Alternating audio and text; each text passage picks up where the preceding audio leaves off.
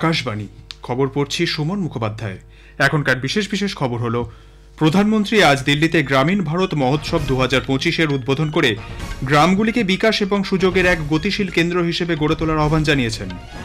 2023-24 অর্থবর্ষে ভারতে গ্রামীণ দারিদ্র্য 4.86% হারে কমেছে। পুরো এলাকায় গত 12 বছরে দারিদ্র্যের হারও কমেছে। 2025-এর ডিজিটাল ব্যক্তিগত তথ্য সুরক্ষা নিয়মে নাবালকদের সোশ্যাল মিডিয়ায় অ্যাকাউন্ট খোলার জন্য বাবা মায়ের সম্মতি বাধ্যতামূলক করার প্রস্তাব। পশ্চিমবঙ্গে নদিয়ার ফুলিয়ায় ইন্ডিয়ান ইনস্টিটিউট অফ হ্যান্ডলুম টেকনোলজির নিজস্ব ক্যাম্পাসের উদ্বোধন করেছেন কেন্দ্রীয় বস্ত্রমন্ত্রী গিরিরাজ সিং। গাজা ভূখণ্ডে যুদ্ধবিরতি বিষয়ে ইসরায়েলের সঙ্গে হামাসের আলোচনা শুরু হয়েছে। সিডনিতে বর্ডার গাভাস্কার ট্রফির পঞ্চম টেস্টের দ্বিতীয় দিনের শেষে ভারত অস্ট্রেলিয়ার বিরুদ্ধে 145 রানে এগিয়ে রয়েছে। আসছে বিস্তারিত খবরে। প্রধানমন্ত্রী নরেন্দ্র মোদী গ্রামীণ ভারতের ক্ষমতায়নের ওপর জোর দিয়েছেন। আজ দিল্লিতে গ্রামীণ ভারত মহোৎসব 2025-এর উদ্বোধন করে তিনি দেশের গ্রামগুলিকে বিকাশ এবং সুযোগের এক গতিশীল কেন্দ্র হিসেবে গড়ে তোলার আহ্বান জানিয়েছেন। প্রধানমন্ত্রী বলেন, 2014 সাল থেকে সরকার নিরবচ্ছিন্নভাবে গ্রামীণ ভারতের সেবা করে যাচ্ছে। গ্রামীণ মানুষের মর্যাদাপূর্ণ জীবনযাপনের উপর অগ্রাধিকার দেওয়া হচ্ছে। এই লক্ষ্য অর্জনে সরকার প্রত্যেক গ্রামে ন্যূনতম সুযোগ সুবিধা নিশ্চিত করতে অভিযান শুরু করেছে। শ্রী মোদী আরও উল্লেখ করেন, গ্রামীণ সমাজকে স্বয়ংসম্পূর্ণ করে তুলতে প্রধানমন্ত্রী কিষাণ সম্মান নিধির অধীনে 3 লক্ষ কোটি টাকা দেওয়া হয়েছে কৃষকদের। गांव के लोगों को गरिमापूर्ण जीवन देना ये मेरी सरकार की प्राथमिकता है। हमारा विजन है भारत के गांव के लोग सशक्त बने, उन्हें गांव में ही आगे बढ़ने के ज्यादा से ज्यादा अवसर मिले, उन्हें पलायन ना करना पड़े, गांव के लोगों का जीवन आसान हो। और इसलिए हमने गांव गांव में मूलभूत सुविधाओं की गारंटी का अभियान चलाया। প্রধানমন্ত্রী বলেন, গ্রামাঞ্চলের মানুষের সুবিধা এবং বিকাশের লক্ষ্যে স্বচ্ছ ভারত অভিযান, প্রধানমন্ত্রী আবাস যোজনা, জল জীবন মিশনের মতো প্রকল্পগুলি হাতে নেওয়া হয়েছে। দেশের লক্ষ লক্ষ গ্রামের প্রতিটি পরিবারে পৌঁছে দেওয়া হচ্ছে পানীয় জল। 1.5 লক্ষের বেশি আয়ুষ্মান আরোগ্য মন্দিরের মাধ্যমে আরও ভালো স্বাস্থ্য পরিষেবাও পৌঁছে দেওয়া হচ্ছে। প্রধানমন্ত্রী বলেন, ডিজিটাল প্রযুক্তি ব্যবহার করে সরকার দেশের সেরা হাসপাতাল এবং চিকিৎসকদের সঙ্গে গ্রামের সংযোগ ঘটিয়েছে। এই প্রসঙ্গে তিনি টেলিমেডিসিনের সুবিধার কথা উল্লেখ করেন। শ্রী মোদী আরও জানান, কয়েকদিন আগেই প্রধানমন্ত্রী ফসল বীমা যোজনা আরও 1 বছরের জন্য বাড়ানোর সিদ্ধান্ত নিয়েছে কেন্দ্রীয় মন্ত্রিসভা। साथियों, आज 1.5 लाख से ज्यादा आयुष्मान आरोग्य मंदिरों में लोगों को स्वास्थ्य सेवाओं के बेहतर विकल्प मिल रहे हैं। हमने डिजिटल टेक्नोलॉजी की मदद से देश के बेस्ट डॉक्टर्स और हॉस्पिटल को भी गांवों से जोड़ा है, टेलीमेडिसिन का लाभ लिया है। ग्रामीण इलाकों में करोड़ों लोग ई संजीवनी के माध्यम से टेलीमेडिसिन का लाभ उठा चुके हैं। কেন্দ্রীয় অর্থমন্ত্রী নির্মলা সীতারামন বলেছেন, প্রধানমন্ত্রী নরেন্দ্র মোদীর নেতৃত্বে গ্রামীণ মানুষ, কৃষক, যুবক এবং মহিলাদের অর্থনৈতিক ক্ষমতায়নের লক্ষ্যে একাধিক কর্মসূচি রূপায়ণ করা হচ্ছে। আজ নতুন দিল্লিতে গ্রামীণ ভারত মহোৎসবে কেন্দ্রীয় অর্থমন্ত্রী আরও বলেন, 2003 থেকে এখনো পর্যন্ত গ্রামের মানুষ এবং আদিবাসীদের তৈরি হস্তশিল্পের মধ্যে 650-রও বেশি সামগ্রীকে জিআই ট্যাগ দেওয়া হয়েছে। উত্তর পূর্বাঞ্চলের মানুষের জন্য বন্ধকবিহীন ঋণের ব্যবস্থাও করা হয়েছে। माननीय प्रधानमंत्री जी, आपके डायरेक्शन को लेकर के हम ग्रामीण क्षेत्र उन्नति के लिए काम कर रहे हैं।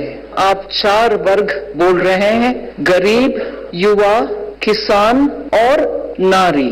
उनके आर्थिक प्रगति के लिए आपने बहुत काम कर रहे हैं। 2023-24 অর্থবর্ষে ভারতে গ্রামীণ দারিদ্র্য 4.86% হারে কমেছে। 2011-12 অর্থবর্ষে এই হার ছিল 25.07%। স্টেট ব্যাংক অফ ইন্ডিয়ার এক সমীক্ষায় জানা গেছে, পুরো এলাকাতেও গত 12 বছরে দারিদ্র্যের হার 13.7% থেকে কমে 4.09% হয়েছে। সরকারি সহায়তা এবং গ্রামীণ ক্ষেত্রে মানুষের ব্যয় করার ক্ষমতা বৃদ্ধির কারণেই গ্রামীণ দারিদ্র্যের হার কমেছে বলে মনে করা হচ্ছে। ব্যাংকের রিপোর্টে আরও জানানো হয়েছে, সরকারি পর্যায়ে সহায়তার ফলে খাদ্যপণ্যের দাম কমেছে এবং এর ফলে খাদ্যশস্যের পিছনে মানুষের ব্যয়ও বহুলাংশে কমেছে। 2021 সালে জনগণনার পরিসংখ্যান সম্পূর্ণভাবে পাওয়া গেলে এই হিসেবে সামান্য কিছু পরিবর্তন হতে পারে। এছাড়াও পুরো এলাকায় দারিদ্র্যের হার আরও কমার সম্ভাবনাও রয়েছে। 2025 ডিজিটাল ব্যক্তিগত তথ্য সুরক্ষা সংক্রান্ত নিয়মাবলীর খসড়া প্রকাশ করেছে কেন্দ্রীয় সরকার। ইলেকট্রনিক্স ও তথ্য প্রযুক্তি মন্ত্রী অশ্বিনী বৈষ্ণব গতকাল জনগণের মতামত ও পরামর্শের জন্য এই খসড়া প্রকাশ করেন। 2023 ডিজিটাল ব্যক্তিগত তথ্য সুরক্ষা আইন ওই বছরের আগস্ট মাসে রাষ্ট্রপতির ছাড়পত্র পায়।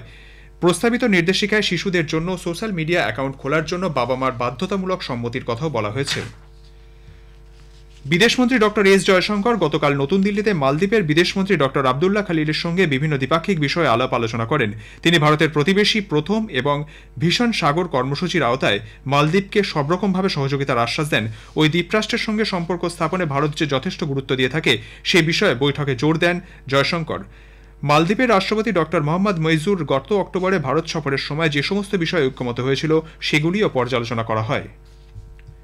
কেন্দ্রীয় বস্ত্রমন্ত্রী গিরিরাজ সিং আজ পশ্চিমবঙ্গের নদিয়ার ফুলিয়ায় ইন্ডিয়ান ইনস্টিটিউট অফ হ্যান্ডলুম টেকনোলজির নবনির্মিত ভবনের উদ্বোধন করেছেন। এরপর সেখানে পড়ুয়াদের সঙ্গে মত বিনিময়ের পাশাপাশি ভবনটি ঘুরে দেখেন তিনি। এই প্রতিষ্ঠানে কর্মকর্তাদের সঙ্গেও কথা বলেন তিনি। ক্যাম্পাসে এক পেড় মা কে নাম কর্মসূচির আওতায় একটি কদম ফুলের চারা রোপণ করেন মন্ত্রী। আজকের অনুষ্ঠানে ছিলেন রানাঘাটের সাংসদ জগন্নাথ সরকার, বিধানসভার বিরোধী দলনেতা শুভেন্দু অধিকারী, বিধায়ক অসীম কুমার বিশ্বাস সহ অন্যান্যরা। খবর শুনছেন আকাশবাণী থেকে। আমাদের সংবাদ শোনা যাবে ইউটিউব চ্যানেল আকাশবাণী সংবাদ বাংলা, ফেসবুক ও ইনস্টাগ্রাম আকাশবাণী সংবাদ কলকাতা এবং এক্স হ্যান্ডেল AIR নিউজ কলকাতাতে। হামাসের পক্ষ থেকে জানানো হয়েছে গাজা ভূখণ্ডে সম্পূর্ণ যুদ্ধবিরতির বিষয়ে ইসরায়েলের সঙ্গে কাতারের দোহায় পরোক্ষে আলোচনা শুরু হয়েছে। হামাসের পক্ষ থেকে এক বিবৃতিতে জানানো হয়েছে এই পর্যায়ে আলোচনায় দীর্ঘমেয়াদী যুদ্ধবিরতি এবং গাজা থেকে ইসরায়েলের সেনা প্রত্যাহারের বিষয়ে আলোচনা হবে। একই সঙ্গে বাস্তুচ্যুত প্যালেস্তিনীয় নাগরিকদের দ্রুত ও নিরাপদে ফেরানোর বিষয়েও আলোচনা হবে। অপরদিকে ইসরায়েলের পক্ষ থেকে জানানো হয়েছে তারা যুদ্ধবিরতির বিষয়ে আলোচনায় অংশ নিতে প্রতিনিধি দল পাঠাচ্ছে। এর আগে ইসরায়েলের প্রধানমন্ত্রী বেঞ্জামিন নেতানিয়াহু এক বিবৃতিতে জানান মোসাদ, সেন্ট বেত এবং ইসরায়েলের প্রতিরক্ষা বাহিনী যুদ্ধবিরতির আলোচনায় অংশ নেবে। মার্কিন যুক্তরাষ্ট্র, কাতার, মিশর এই আলোচনায় মধ্যস্থতা করবে। চীনে ফ্লু ব্যাপকভাবে ছড়িয়ে পড়ার খবর খারিজ করে দিয়েছে সে দেশের কর্তৃপক্ষ। চীনা বিদেশ মন্ত্রকের মুখপাত্র মাওনিং বলেছেন, প্রতি বছর শীতকালে যে ধরনের ফ্লু ও শ্বাসকষ্টজনিত সমস্যা হয়ে থাকে এবছর তার প্রকোপ অনেকটাই কম। চীন সফর সম্পূর্ণ নিরাপদ, বিদেশ মন্ত্রকের পক্ষ থেকে তা স্পষ্ট জানানো হয়। অন্যদিকে ভারত সরকার জানিয়েছে চীনে হিউম্যান মেটানিউমো ভাইরাস ছড়িয়ে পড়ার খবর নিয়ে দেশে উদ্বেগের কোনো কারণ নেই। স্বাস্থ্য পরিষেবা বিভাগের মহানির্দেশক অতুল গোয়েল জানিয়েছেন, বয়স্ক এবং শিশুদের শ্বাসযন্ত্রে বিভিন্ন ভাইরাস যেমন সংক্রমণ ঘটায় ওই ভাইরাসটিও একই ধরনের উপসর্গ সৃষ্টি করে। নানা অনুষ্ঠানের মধ্যে দিয়ে আজ বিশ্ব ব্রেইল দিবস উদযাপন করা হচ্ছে। দৃষ্টিহীন মানুষের যোগাযোগের মাধ্যম হিসেবে ব্রেইল লিপির গুরুত্ব বিষয়ে সচেতনতা গড়ে তুলতেই লুই ব্রেইলের জন্মজয়ন্তীতে এটি পালন করা হয়ে থাকে। রাষ্ট্রসংঘের সাধারণ পরিষদ 4 জানুয়ারি দিনটি বিশ্ব ব্রেইল দিবস হিসেবে ঘোষণা করে। ভারতে কেন্দ্রীয় সরকার দৃষ্টি প্রতিবন্ধী মানুষদের ক্ষমতায়নের লক্ষ্যে বেশ কিছু উদ্যোগও নিয়েছে। দশম ও শেষ শিখ গুরু গোবিন্দ সিংয়ের 358তম জন্মজয়ন্তী উপলক্ষে প্রকাশ উৎসবের সূচনা হয়েছে। দেশের অন্যান্য অংশের সঙ্গে বিহারের পাটনায় তখ্ত শ্রীহরি মন্দির সাহিবে শুরু হয়েছে 3 দিনের বিশেষ উৎসব।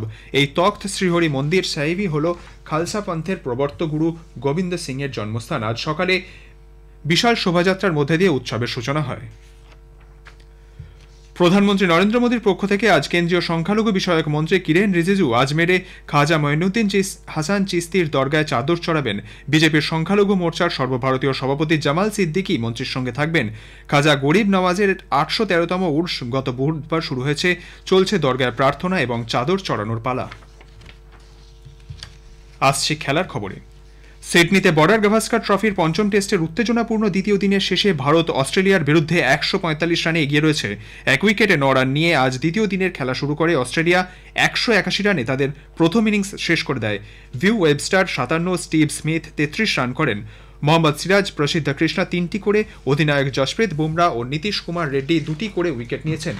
এরপর ভারত দ্বিতীয় ইনিংসে ব্যাট করতে নেমে দিনের শেষে 6 উইকেটে 141 রান করেছে। উল্লেখ্য, ভারত প্রথম ইনিংসে 185 রান করেছিল। শেষ করার আগে খবরের বিশেষ কিছু অংশ আরেকবার। প্রধানমন্ত্রী আজ দিল্লিতে গ্রামীণ ভারত মহোৎসব 2025-এর উদ্বোধন করে গ্রামগুলিকে বিকাশ এবং সুযোগের এক গতিশীল কেন্দ্র হিসেবে গড়ে তোলার আহ্বান জানিয়েছেন। 2023-24 অর্থবর্ষে ভারতের গ্রামীণ দারিদ্র্য 4.86% হারে কমেছে। পুরো এলাকায় গত 12 বছরে দারিদ্র্যের হারও কমেছে। 2025-এ ডিজিটাল ব্যক্তিগত তথ্য সুরক্ষা নিয়মের নাবালকদের সোশ্যাল মিডিয়া অ্যাকাউন্ট খোলার জন্য বাবা মায়ের সম্মতি বাধ্যতামূলক করার প্রস্তাব। খবর এখনকার মতো এখানেই শেষ হলো। এরপর শুনবেন স্থানীয় সংবাদ।